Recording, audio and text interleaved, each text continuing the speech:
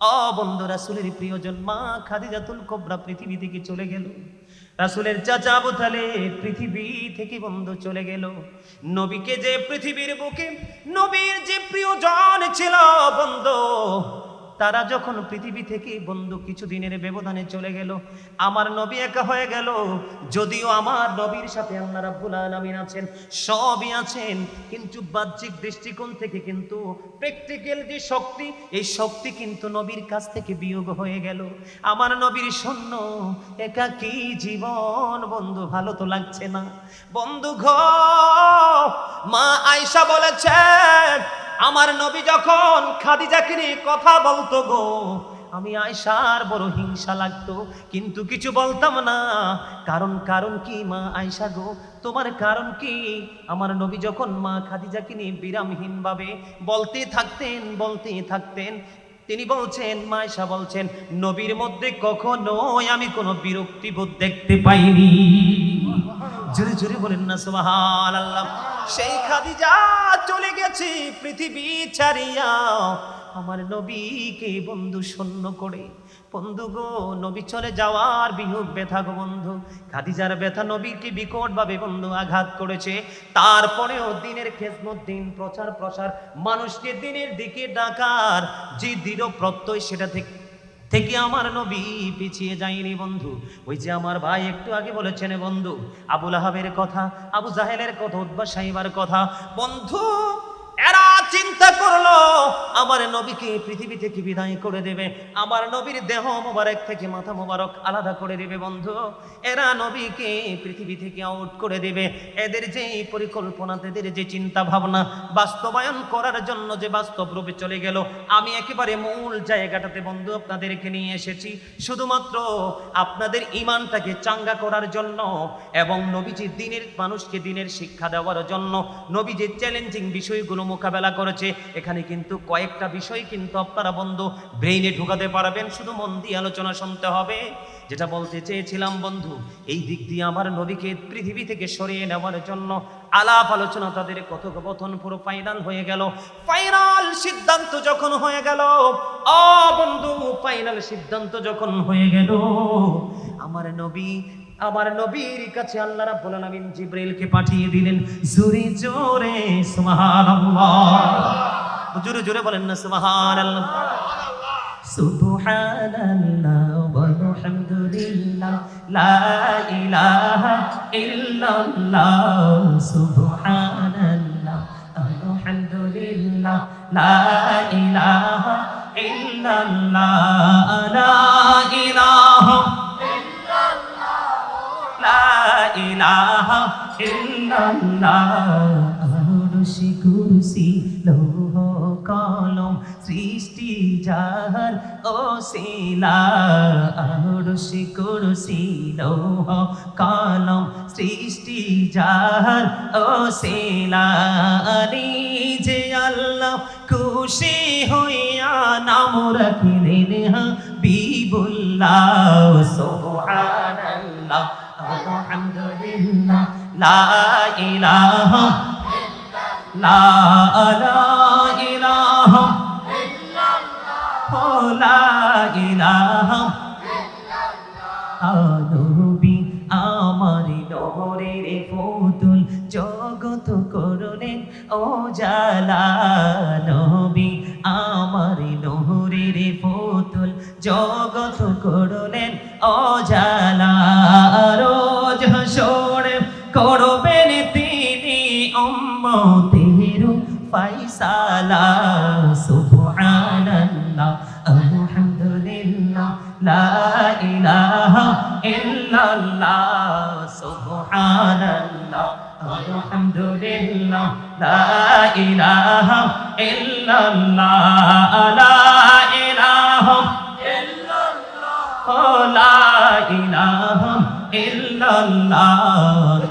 নামের সাথে নাম মিশাইয়া যারে আল্লাহ পাঠাইলা, নামের সাথে নাম মিশাইয়া যারে আল্লাহ পাঠাইলা, নিজে আল্লাহ দুস্ত বলে তাহার প্রেমে মজিলা।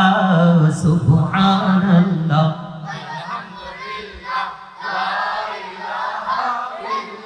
লা সুবহানাল্লাহ আলহামদুলিল্লাহ লা ইলাহা ইল্লাল্লাহ লা ইলাহা ইল্লাল্লাহ লা ইলাহা ইল্লাল্লাহ জোরে জোরে বলেন আলহামদুলিল্লাহ লা ইলাহা ইল্লাল্লাহ মুহাম্মাদুর রাসূলুল্লাহ সাল্লাল্লাহু আলাইহি ওয়াসাল্লাম। আরাঙ্গুনিয়া দক্ষিণ ঘাট থেকে মানুষ যেই নবীর নামের সাথে নাম মিশাইয়া আমার আল্লাহ বন্ধু যেই নবীকে পাঠাইছে, যাকে উপাধি দিয়েছেন বন্ধু হাবিবুল্লাহ, সেই নবীকে বেঈমান কাফের পৃথিবী থেকে বিদায় করতে চায়। এটা কি আমার আল্লাহ কোনোদিন সহ্য করবে? বন্ধু সহ্য করবে না। সঙ্গে সঙ্গে আল্লাহ রাব্বুল আলামিন জিবরিলকে পাঠিয়ে দিলেন, জিবরাইল জলদি চলে যাও, আমার হাবিবের কাছে তুমি গিয়ে মেসেজটা জানিয়ে দাও। বন্ধু ও বন্ধু দেখেন আল্লাহ রাব্বুল আলামিন এই যে আমার নবীজি যে হিজরতে যাবে তার আগের মুহূর্তে কি প্রেমের খেলা খেলেছেন। জিবরাইল আলাইহিস সালাম এসে বললেন, ইয়া রাসূলুল্লাহ ইয়া হাবিবাল্লাহ, নবী গো, ও প্রাণের নবী, আজকে আপনি আপনার বিছানায় শয়ন করবেন না। জোরে জোরে বলেন না সুবহানাল্লাহ, আর জোরে বলেন না সুবহানাল্লাহ। নবী গো,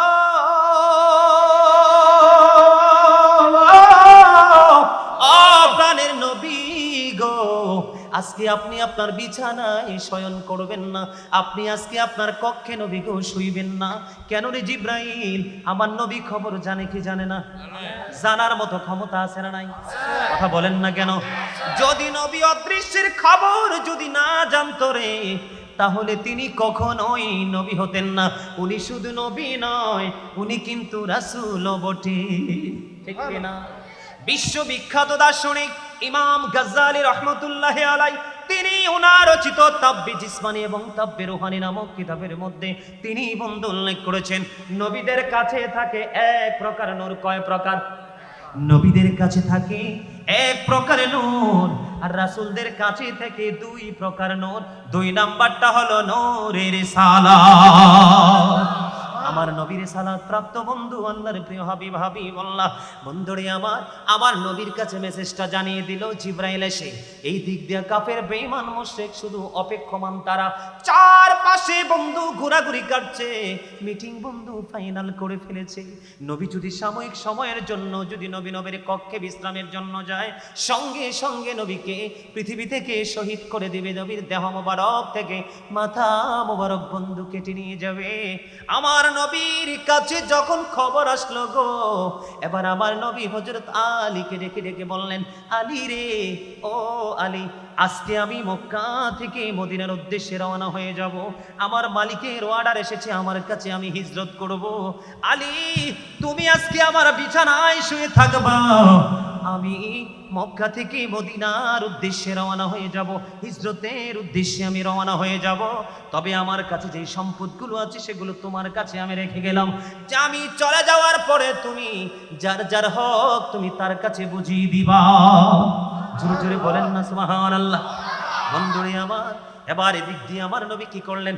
আমার ভাই একটু আগে তিনি কিন্তু একটু টাচ দিয়েছিলেন, এই জায়গাটা অত্যন্ত চমৎকার, প্রেমময় এবং শিক্ষণীয় একটা জায়গা। বন্ধু, আমি যখন হিজরতের এই মর্মান্তিক জায়গাটা দেখেছি, চোখে দেখেছি, আমার চোখের পানিগুলো দুই চোখ দিয়ে মনের অজান্তে ঝরে ঝরে পড়লো। এদিক দিয়ে বন্ধু আলীকে আমার নবী সইতে বললেন, অন্য দিক দিয়ে দৌড়ে চলে গেল আবু বকর সিদ্দিক রাদিয়াল্লাহু তাআলা আনহুর ঘরের দরজায়। বন্ধু, একটা টোকা দিতে দেরি রে, ও বন্ধু, শুধু একটা বার টোকা দিয়েছে, একটা টোকা দিতে দেরি রে, আবু বকর দরজাটা খুলতে দেরি করে না। জোরে জোরে বলুন না সুবহানাল্লাহ। এবার বন্ধু আবু বকরকে ডাক দিয়ে আমার নবী বললেন, আবু বকর, একটা টোকা দিতে দেরি রে, তুমি দরজাটা খুলতে দেরি করলা না।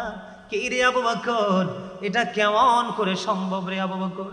এবার আবু বকর সিদ্দিক রাদিয়াল্লাহু তাআলা আনহু ডেকে ডেকে বলেন, ইয়া রাসূলুল্লাহ, ইয়া হাবিবাল্লাহ, নবী গো, ও প্রাণের নবী গো, আপনি যেদিন থেকে আপনার জবান মোবারক থেকে আমি শুনেছি আপনি আমাকে নিয়ে হিজরত করবেন গো, সেদিন থেকে আমি অধীর অপেক্ষায় বসে আছি গো নবী। আপনি আমার দরজায় এসে দাঁড়িয়ে থাকবেন আর আমি ঘরের দরজা বন্ধ করে ঘুমাবো। ইয়া রাসূলুল্লাহ, ইয়া হাবিবাল্লাহ, নবী গো, এটা কিছুতেই হতে পারে না গো নবী। আমি আপনার সাথে হিজরতের উদ্দেশ্যে আমি হিজরতের মনস্থ করে আমি অপেক্ষায় বসে আছি গো নবী। আমার নবীর কাছে জানানোর পরে বন্ধু বললেন, আবু বকর, ও আবু বকর, আজকে আমাদেরকে এই মুহূর্তে হিজরতের উদ্দেশ্যে রওনা দিতে হবে। বন্ধুরে আমার, এদিক দিয়ে আমার নবী আবু বকর সিদ্দিক রাদিয়াল্লাহু তাআলা আনহুকে নিয়ে রওনা হয়ে গেলেন। জোরে জোরে আল্লাহু আকবার। আবু বকর সিদ্দিক রাদিয়াল্লাহু তাআলা আনহুকে নিয়ে তিনি রওনা হয়ে গেলেন। ওই দিক দিয়ে হযরতে আলী কারামাল্লাহু ওয়াজহু তিনি কোথায়? আমার নবীর বিছানায়। কি অবর্ণনীয় প্রেমের এক গল্প রে বন্ধু, অবর্ণনীয় প্রেম। হযরতে আলী জানে নিশ্চয় আজকে নবীর বিছানায় শুইব, নিশ্চয় আজকে আবু জাহেলের হাতে, আবু লাহাবের হাতে, উতবা সাইবার হাতে আমার মৃত্যু নিশ্চিত। এই নিশ্চিত মৃত্যু জানার পরেও কিন্তু নবীর বিছানায় অপেক্ষমান। নবীকে বিদায় করে দিল। ওই দিক দিয়ে বন্ধু আবু বকর সিদ্দিক রাদিয়াল্লাহু তাআলা আনহুকে নিয়ে আমার নবী রওনা হয়ে গেল। আর তাদের মধ্য থেকে একজন এসে বলল, তোমরা এখানে কি মিটিং করছো? কয়, আজকে মুহাম্মদের দেহ থেকে মাথা আলাদা করে ফেলবো, তাকে কতল করে ফেলবো বন্ধু। এই কথা যখন বললেন, এবার তিনি বললেন, তোমরা তো অবগত নও। কই, কি অবগত নই আমরা? কই, ঘটনাটা হলো, তোমরা যার অপেক্ষায় তোমরা এখনো পর্যন্ত অপেক্ষমান, উনি তো নাই রে, উনি তো এখান থেকে চলে গেছে। জোরে জোরে আল্লাহু আকবার। এবার কি করলেন বন্ধু বেঈমানেরা? তারা কি করলো? চলে গেল নবীর হুজরার দিকে। নবী যেখানে শয়ন করবে সেইখানে কক্ষে গেলেন। যাওয়ার পরে তারা মনে করতেছে যে আমার নবী এখানে শায়িত অবস্থায় আছে। আমার নবী শায়িত অবস্থায় নাই বন্ধু। এখানে মজার একটা খবর হলো, এখানে কিন্তু আর একটা মজার খবর। একদিক দিয়ে তারা তাকে হত্যা করার জন্য তারা রওনা হয়ে গেল, নবী মনে করে চলে গেল।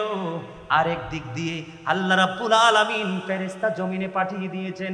একজন আলীর পায়ের কাছে দাঁড়িয়ে আছে রে, আরেকজন আলীর মাথার কাছে দাঁড়িয়ে আছে। আল্লাহ রাব্বুল আলামিন ফেরেশতারা আলীর কদমের কাছে দাঁড়িয়ে দাঁড়িয়ে, মাথার কাছে দাঁড়িয়ে দাঁড়িয়ে বলছে, আলী রে, তোমার চেয়ে দামি আর কে আছে রে?